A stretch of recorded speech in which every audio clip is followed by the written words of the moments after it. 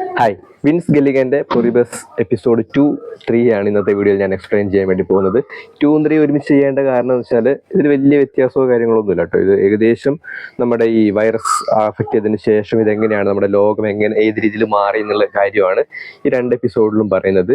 ഞാൻ first episode കണ്ടിട്ടാകുമ്പോഴത്തേക്ക് വിചാരിച്ചത് second episode കുറച്ചുകൂടി ടെറിബിൾ ആയിരിക്കും, എന്തോ വലിയ വലിയ കാര്യങ്ങൾ സംഭവിക്കാൻ വേണ്ടി പോകും, അങ്ങനെയൊക്കെയാണ് വിചാരിച്ചത്. സെക്കൻഡ് എപ്പിസോഡിലേക്ക് വരുന്ന സമയത്ത് ഇത് സ്റ്റാർട്ട് ചെയ്യുന്നത് തന്നെ മൊറോക്കോയിലെ മറ്റാണ്. ഒരു ലേഡി, ഇവര് കുറെ ഡെഡ് ബോഡീസും കാര്യങ്ങളൊക്കെ കളക്ട് ചെയ്യുന്നു. ഈ റോഡിലൊക്കെ വീണ് കിടക്കുന്ന ആൾക്കാരെ, അതായത് മരിച്ച് വീണ് കിടക്കുന്ന ആൾക്കാരെ ഡെഡ് ബോഡി എല്ലാം എടുത്തു കൊണ്ടുപോകാൻ വേണ്ടിയിട്ട് ഹെൽപ്പ് ചെയ്യുന്ന സീനോട് കൂടിയിട്ടാണ് എപ്പിസോഡ് 2 സ്റ്റാർട്ട് ചെയ്യുന്നത്.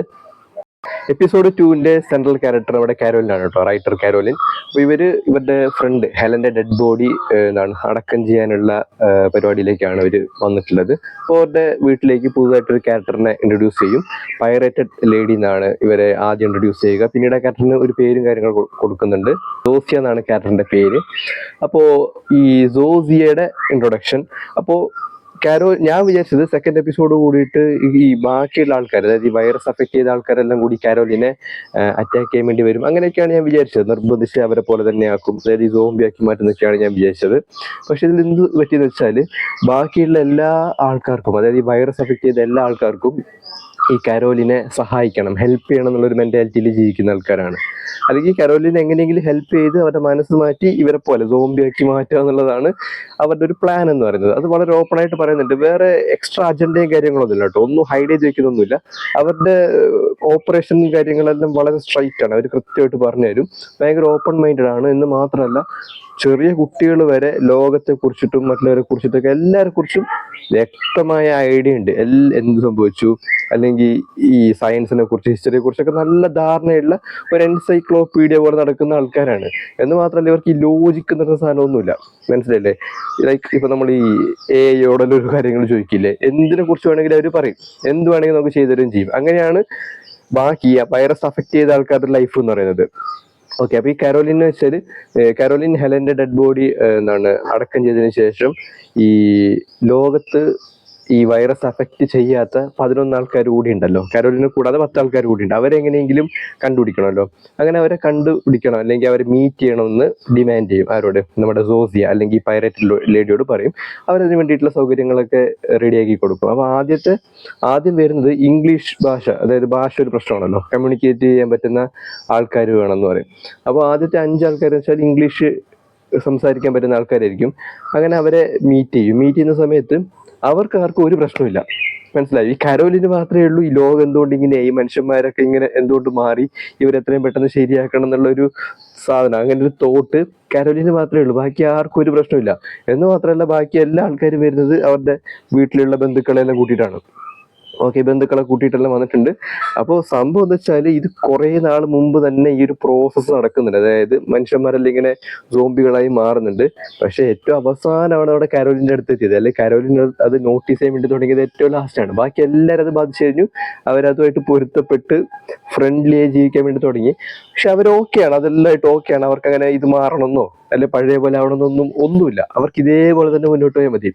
അവിടെ വേറൊരു ചങ്ങായി കാണിക്കുന്നുണ്ട്. ഒരു മൗറിറ്റാനിയ എന്ന് പറയുന്ന രാജ്യത്തു നിന്ന് ഒരു ചങ്ങായി വരുന്നുണ്ട്, കൊടുമ്പാൻ അങ്ങനെ എന്തോ ആണ് ആ ചങ്ങായിയുടെ പേര്. ഒരു ആണുങ്ങളാണ്.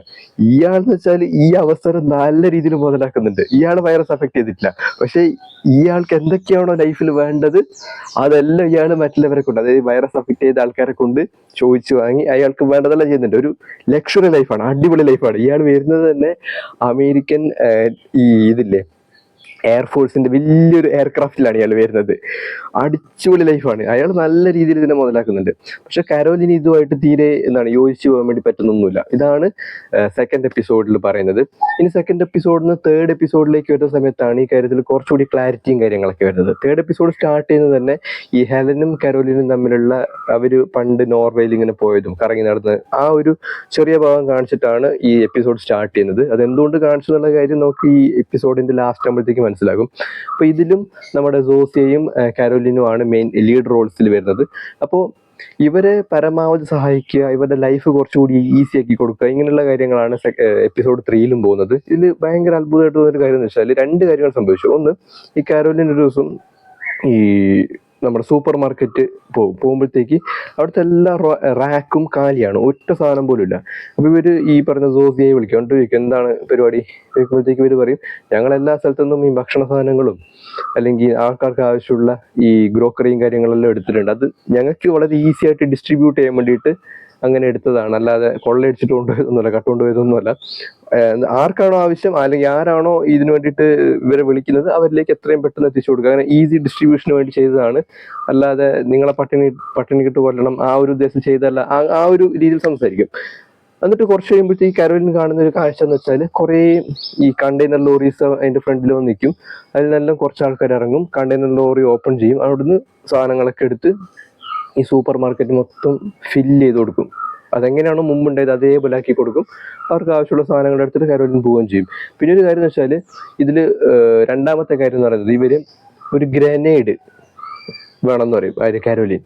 അപ്പോൾ ഈ സോസി എന്താന്ന് വെച്ചാൽ അന്ന് രാത്രി ഗ്രനേഡും കൊണ്ട് ഇവരെ വീട്ടിൽ വരും. അതായത് ഇവർക്ക് ഈ തോട്ടെന്ന് നമുക്ക് ഈ മനുഷ്യന്മാരുടെ കാര്യത്തിൽ പറയില്ലേ, ഈ വിവരവും എന്താണ് നമുക്ക് ഈ ഡിസിഷൻ എടുക്കാനുള്ള ചില പ്രത്യേകതകൾ മനുഷ്യനുണ്ടല്ലോ, ആ ഒരു സാധനം ഈ വൈറസ് അഫക്റ്റ് ചെയ്ത ആൾക്കാർക്കില്ല. ഇപ്പൊ നമ്മളോട് ഒരാളൊരു ബോംബ് പോണെന്ന് പറഞ്ഞാൽ നമ്മൾ ബോംബ് കൊടുക്കോ? ഇല്ലല്ലോ. ആ ഒരു ഡിസിഷൻ മേക്കിംഗ് എന്ന സാധനം ഈ വൈറസ് വായിച്ച ആൾക്കാർക്കില്ല. എന്നിട്ട് ഈ ഗ്രാനേഡ് ഈ പെണ്ണുങ്ങൾ വലിച്ചു വരും. അത് ഈ എന്ത് ചെയ്യും, വീടിന്റെ പുറത്തേക്ക് എറിയുന്ന സമയത്ത് അത് മൊത്തം പൊട്ടിത്തെറിക്കും. നമ്മുടെ സോസിയയ്ക്ക് അത്യാവശ്യം പരിക്കും കാര്യങ്ങളൊക്കെ പറ്റും. എന്നിട്ട് നമ്മുടെ കരോലിൻ ഇവരെ ഹോസ്പിറ്റലിൽ കൊണ്ടതിന് ശേഷം ഈ വൈറസ് അഫക്റ്റ് ചെയ്ത ഒരാളോട്, അതായത് ബാക്കിയുള്ള ആൾക്കാർക്ക് എല്ലാ ആൾക്കാർക്കും അഫക്റ്റ് ചെയ്തു, ആ സമയത്ത് ഇവർ പരിചയപ്പെടുന്ന ഇവരെ സഹായിക്കാൻ വന്ന ഒരാളോട് കരോലിൻ ചോദിക്കും ഞാനൊരു ആറ്റം ബോംബ് ചോദിച്ചു കഴിഞ്ഞാൽ നിങ്ങൾ കൊണ്ടുത്തരുമെന്ന് നിൽക്കും. അപ്പോൾ അയാൾ പറയും, അയാൾ കുറെ എന്തൊക്കെയോ കുറച്ച് കാര്യങ്ങൾ നമ്മൾ ഈ ചാറ്റ് GPT ഇട്ടോട്ടുള്ള ചില കാര്യങ്ങൾ ചോദിക്കുന്ന സമയത്ത് അവർ ഇങ്ങനെ ഉരുണ്ട് കളിക്കും, ഇങ്ങനെ കുറെ കാര്യങ്ങൾ ഇങ്ങനെ എക്സ്പ്ലെയിൻ ചെയ്ത് വന്നിട്ട് അവസാനം അവർ നമുക്ക് വേണ്ട ആൻസറിലേക്ക് എത്തില്ലേ. അതേപോലെ തന്നെ ഇയാൾ എന്ത് പറയും, ഓക്കെ നിങ്ങൾക്ക് ആവശ്യമാണെങ്കിൽ ഞങ്ങൾ അത് എത്തിച്ചു തരും, അങ്ങനെയാണ് പറയുന്നത്. അപ്പൊ അങ്ങനെ രസകരമായിട്ടാണ് മൂന്നാമത്തെ എപ്പിസോഡ് തീരുന്നത്. ഇനി മൂന്നാമത്തെ എപ്പിസോഡിൽ നല്ലൊരു ലീഡ് കിട്ടിയെന്താന്ന് വെച്ചാൽ ഈ പ്രാഗ് എന്ന് പറയുന്ന രാജ്യത്ത്, അതായത് നമ്മൾ മലയാളത്തിൽ പരാഗ്വേ എന്ന് പറയുന്നില്ലേ, പ്രാഗ്, ഈ പ്രാഗിൽ ഒരു ചങ്ങായിയുണ്ട്, ഒരാളുണ്ട്. അയാളെയും എന്ത് അഫക്റ്റ് ചെയ്തിട്ടില്ല, വൈറസ് അഫക്റ്റ് ചെയ്തിട്ടില്ല. പക്ഷെ ഇയാൾക്ക് ഇംഗ്ലീഷ് അറിയില്ല, സ്പാനിഷ് ആണ് സംസാരിക്കുന്നത്. ഈ ആള് ഈ പറയുന്ന വൈറസ് അഫക്റ്റ് ചെയ്ത ബാക്കിയുള്ള മെജോറിറ്റി ഓഫ് ആൾക്കാരുണ്ടല്ലോ അവരുമായിട്ട് സഹകരിക്കുന്നില്ല, സംസാരിക്കാനോ കമ്മ്യൂണിക്കേറ്റ് ചെയ്യാനോ ഒന്നിനും കൂട്ടാക്കുന്നില്ല. അപ്പൊ അയാൾ ഒരു നല്ലൊരു ഹോപ്പാണ്, അയാൾ അഫക്റ്റ് ചെയ്തിട്ടില്ല, ചിലപ്പോൾ അയാൾക്ക് സഹായിക്കാൻ വേണ്ടി പറ്റുമായിരിക്കും.